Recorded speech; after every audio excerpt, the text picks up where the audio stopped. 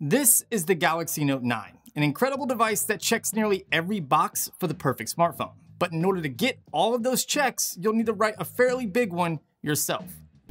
This is the OnePlus 6, a smartphone that costs half the amount of money, but has nearly the exact same internal specifications. My name is Jonathan, but you can call me crazy because I'm about to put the OnePlus 6 up against a $1,000 beast in a series of performance tests. This video is brought to you by Colorware. With tons of color combinations for several devices, Colorware makes it easy to customize your tech. Whether you want paint or a wrap, click the link in the description to get started. As a bonus, use code TEAMJJC at checkout to save 10% on your next order. Before we begin, it's important that all background applications are closed and all notifications are cleared. I'll be doing this before each test, that way nothing will hinder the results that we're about to get. Let's start with a series of synthetic benchmark tests, beginning with 3D Mark's Slingshot test. For the Slingshot OpenGL test, the OnePlus 6 scored 4,613, and the Galaxy Note 9 scored 4,598. For the Slingshot Vulkan test, the OnePlus 6 scored 3,761, and the Note 9 scored 3,703. There really wasn't a big gap here, and really the results could come from the Android skins each of these phones are running. Now let's dive into the Antutu benchmark test. For the Antutu benchmark test, the OnePlus 6 scored 280,767, and the Galaxy Note 9 scored 283,062. Again, the scores really weren't that far off from each other. Maybe Geekbench will tell a different story. For the Geekbench test, the OnePlus 6 scored 2,455 in a single core and 8,983 for multi-core. The Galaxy Note 9 scored 2,433 for single core and 8,638 for multi-core. There seems to be a trend here with the OnePlus 6 outperforming the Galaxy Note 9 in terms of CPU performance, and it could come down to the Android skins like I said, but honestly, I think it's something different. So for the next series of tests, I'm going to do something a little bit different outside of synthetic benchmarks or traditional testing. For this test, we're going to see if each of these devices are thermal throttling. I let the test run for 10 minutes and the results were kind of surprising. The OnePlus 6 thermal throttled down to 83% of its max power, and the Galaxy Note 9 throttled to 77%. This totally explains why the OnePlus 6 outperforms the Note 9 slightly when it comes to CPU performance. Honestly, I think that Samsung did this through software and on purpose in order to remove any excess heat inside the Note 9. You know what though? I'm totally okay with it because it really doesn't affect performance too much, and honestly it's a safety precaution. Samsung doesn't want to have a repeat of the Note 7 catastrophe. Synthetic benchmarks are great and everything, but what about real world performance? For that, I'm going to first test out the RAM management capability of each of these devices. For this test, I opened a series of apps on both devices. The first app is to set a timer in order to have it run in the background, then to a calculator equation, and then to a Feedly page. The goal here is to go back after a series of 5, 10, 15, or even 20 applications have been opened to stop the timer and locate the Feedly page. If Feedly booted up the page where I left off, that means the RAM properly managed the application. If it needed to be refreshed and I lost my place, that means the RAM management is slightly more aggressive. It's important to mention that the OnePlus 6 model that I have has 8 GB of RAM, while the Note 9 model that I have only has 6 GB of RAM.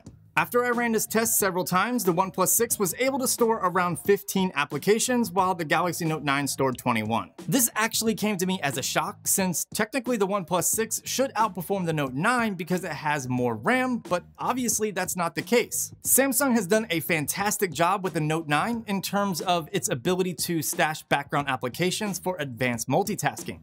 On the flip side of this, obviously, 8 GB of RAM on the OnePlus 6 really isn't needed until OnePlus gets their RAM management issues under control. Historically, this isn't the first time that OnePlus has had RAM management issues. It dates all the way back to the OnePlus 2 and 3, so let's hope they get this under control in the near future. For the next test, I'm going to be testing out the internal SSD speeds of both of these devices using an app called A1SD Bench. The OnePlus 6 was able to achieve read speeds of 712 megabytes per second and write speeds of 208 megabytes per second. The Galaxy Note 9 achieved speeds of 723 megabytes per second on reads and 182 megabytes per second for writes. The difference isn't really noticeable in real-world use, but it still surprised me since Samsung is one of the industry leaders in terms of SSD performance, which leads me to my next test, gaming. I'm using an app called Gamebench, which I'll leave a link to their website down below if you want to sign up for the service. I'll be playing a round of Dead Trigger 2 and PUBG on both devices. Gamebench will run in the background collecting my average frames per second, CPU usage, GPU usage if it's available, and RAM usage. Both of the games I'm about to play have been placed in their highest settings, and the Note 9 will be taking advantage of the Quad HD display at full resolution. Let's begin with Dead Trigger 2. The OnePlus 6 averaged 59 frames per second with 10% CPU usage and 354 megabytes of RAM used. Unfortunately, after many attempts, I was not able to get the OnePlus 6 to display its GPU usage. The Galaxy Note 9 averaged 60 frames per second with 9% CPU usage, 27% GPU usage, and 341 megabytes of RAM used. Moving on to PUBG, the OnePlus 6 averaged 40 frames per second with 12% CPU usage and 932 megabytes of RAM used. The Galaxy Note 9 also averaged 40 frames per second with 10% CPU usage, 56% GPU usage, and 830 megabytes of RAM used.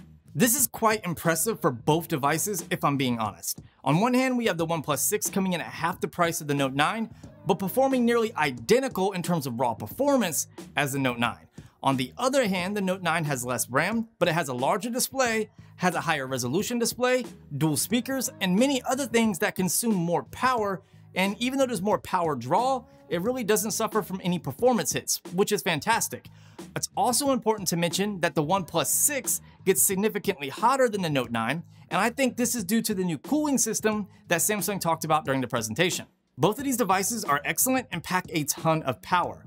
If you were buying a phone strictly based on performance and don't care about having the most cutting-edge tech, I would say get the OnePlus 6 since it's a much better value. However, you do have to take into account that the Galaxy Note 9 has several features that the OnePlus 6 does not offer, and it kind of justifies the price point a little bit more. These include things like the S Pen, a true IP rating, an SD card slot, a better display, dual speakers. I mean, the list goes on and on and on. Really, the Galaxy Note 9 is a feature-packed phone, and you're not just paying for the internal specifications, you're paying for all of these added features. But what do you think? Would you take the OnePlus 6 over the Note 9, or would you take the Note 9 over your firstborn? Let me know down below in the comment section. Let's start a conversation, and also let me know what other Note 9 content you want to see on the channel. I hope you guys liked this video. If you did, smash that thumbs up button, and while you're down there, click the bell icon. Doesn't take much, just do a little clickaroonie. Just click that bell icon. That way you can be alerted whenever I drop a new video. If you have any questions,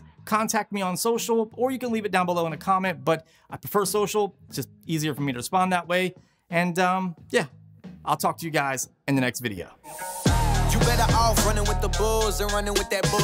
Knock it out the park while I'm sitting in the bullpen. I'm too ahead of my time. You couldn't bet on my line. Can't do it better than mine. I pin the rhythm and die for every nickel and dime. Think that I'm sick in the mind. Sick of when lyricism, intricate rhymes. They wanna pick it and try to rebuttal me. Utterly a waste of their time. But they don't got like